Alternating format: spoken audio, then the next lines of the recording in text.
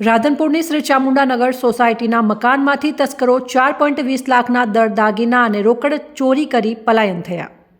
છેલ્લા કેટલાક દિવસોથી પાટણ પંથકમાં ઘરફોડ ચોરીને અંજામ આપતા તસ્કરો સક્રિય બન્યા હોય તેમ ચોરીના બનાવો બનતા હોવાની ઘટનાઓ વિવિધ પોલીસ દફતરે નોંધાતા પાટણ પંથકના નગરજનોમાં ફફડાટ વ્યાપી જવા પામ્યો છે। ત્યારે ગતરોજ વધુ એક ઘરફોડ ચોરીનો બનાવ પાટણ જિલ્લાના તાલુકા મથક રાધનપુર શહેરમાં આવેલ શ્રી ચામુંડાનગર કોઓપરેટિવ હાઉસિંગ સોસાયટીમાં રહેતા અને કેટરસના વ્યવસાય સાથે સંકળાયેલા બકાભાઈના મકાનને કોઈ અજાણ્યા તસ્કરોએ નિશાન બનાવી ઘરના મેઇન દરવાજાનો ઉલાળો તોડી ઘરમાં રહેલ કબાટમાંથી રોકડ રકમ અને દાગીના મળી અંદાજિત રૂપિયા 4,20,000ની ઉઠાંતરી કરી ફરાર થયા હોવાની ઘટના પ્રકાશમાં આવતા સનસનાટી મચી જવા પામી છે। આ ચોરીની ઘટના બાબતની મકાન માલિક બકાભાઈ દ્વારા રાધનપુર પોલીસને જાણ કરતા પોલીસે ગુનો નોંધી અજાણ્યા તસ્કરોને ઝડપી લેવા તપાસના ચક્રો ગતિમાન કર્યા હોવાનું જાણવા મળ્યું છે।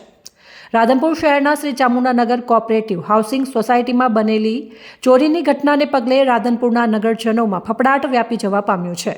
છેલ્લા કેટલાક સમયથી રાધનપુર શહેરમાં ઘરફોડ ચોરીના બનાવો વધતા નગરજનો દ્વારા રાધનપુર પોલીસ દ્વારા રાત્રિ પેટ્રોલિંગ સઘન બનાવી ઘરફોડ ચોરીના બનાવોને બનતા અટકાવે અને ઘરફોડ ચોરીને અંજામ આપતા શખ્સોને ઝડપી કડકમાં કડક કાર્યવાહી હાથ ધરે તેવી માંગ કરી રહ્યા છે।